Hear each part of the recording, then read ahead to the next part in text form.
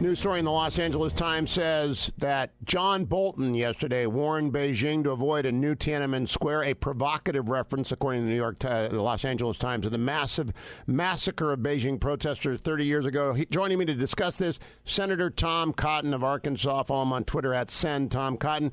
Senator, I've done this to you 3 weeks in a row now, but I think the most important story in the world is the Hong Kong protest, because the most important relationship in the world is that between the United States and the PRC. What have you seen shifting? Is, in fact, it becoming increasingly likely, in your view, that, as the LA Times reports this morning, China is moving towards a violent confrontation with its protesters in Hong Kong?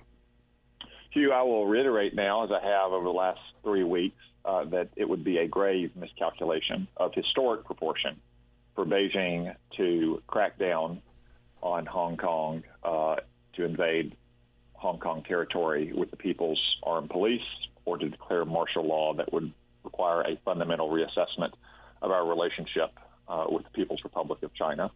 I'm glad to see so many other of my peers in Congress have come around and stated this view publicly as well, and increasingly we get indications from the administration too. Well, I think that President Xi has many options in front of him short of military confrontation, but I don't see Beijing talking about any of them. They could summon the church leaders in Hong Kong, which has fairly vibrant religious community, to talk with President Xi. He could do what President Trump suggested, go there himself. Do you see any evidence? Because I don't want to go to DEFCON 5, if that's the right term, or DEFCON 1, whichever one it is. I get them reversed. Do you see any evidence that they are trying to find a middle ground here? Hugh, I have not seen any publicly available evidence that Beijing is trying to de-escalate the tension in Hong Kong. Now, to be fair, we haven't seen any publicly available evidence that they are beginning to exert physical force against the protesters. There's been some evidence that they are using subterfuge, espionage, cyber attacks to undercut the protesters. But as you saw over the weekend, that certainly did nothing to deter the huge protest on Hong Kong Island. I think probably one of the key red lines for Xi Jinping in Beijing is whether these protests gain any kind of traction and begin to be replicated on any kind of scale in the mainland. Now, when you say a grave miscalculation of historic proportion, direct quote, I immediately thought of North Korea's invasion of South Korea, triggering U.S. intervention when the Korean War began, because of Dean Acheson drawing a red line that around American national interests around the world that seemed to exclude the peninsula. Is President Trump doing enough to telegraph this is a red line for America? Hugh, I don't want to comment on what the president has conveyed privately, but we should reconsider in a fundamental way our relationship with Beijing should they crack down or impose martial law on Hong Kong.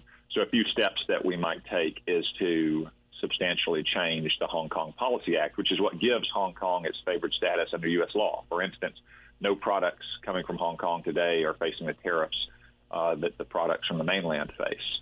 We ought to reconsider the kind of visas that we give to senior level Chinese officials, or the number of Chinese nationals we allow into our universities. We could also just say simply the trade talks will no longer go forward and the tariffs will remain in place.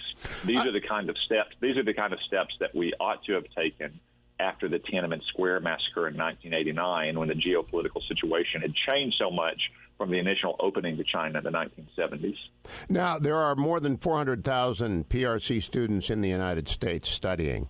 Are you suggesting that if violence becomes the preferred means of suppressing the demonstrations in Hong Kong, that those 400,000 will face an exit from the United States quickly? A large number of them could, Hugh, and frankly, this is a step we should have taken long ago. Look, I'm sure there are many fine, upstanding young students from China who came here because they want to get a good education at world-class university. Let's not be naive. A large number of them are also the children of or affiliated with Chinese Communist Party officials and People's Liberation Army officials.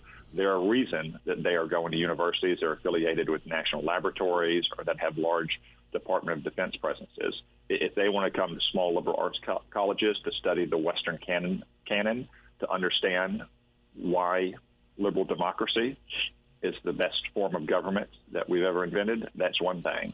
If they want to go to a university that has a large DoD presence to study quantum mechanics, that's another thing.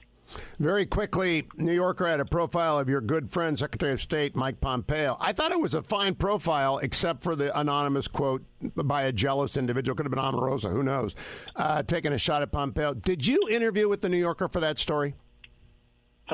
Not that I recall, Hugh, and my reaction to that story was the reaction of what I imagine is pretty much everyone in Arkansas, is not to have read it. And I'm sure that the New Yorker, in its effort to try to tar anyone who supports President Trump, got some good anonymous quotes, but I don't think many of those are coming from the president himself, who has total confidence. Yeah, I know. And what's amazing to me, it's a great article for Mike Pompeo, because the New Yorker would love to take him apart, and Susan Glasser could only come up with an anonymous quote, but I can't believe she didn't talk to you, one of his closest friends.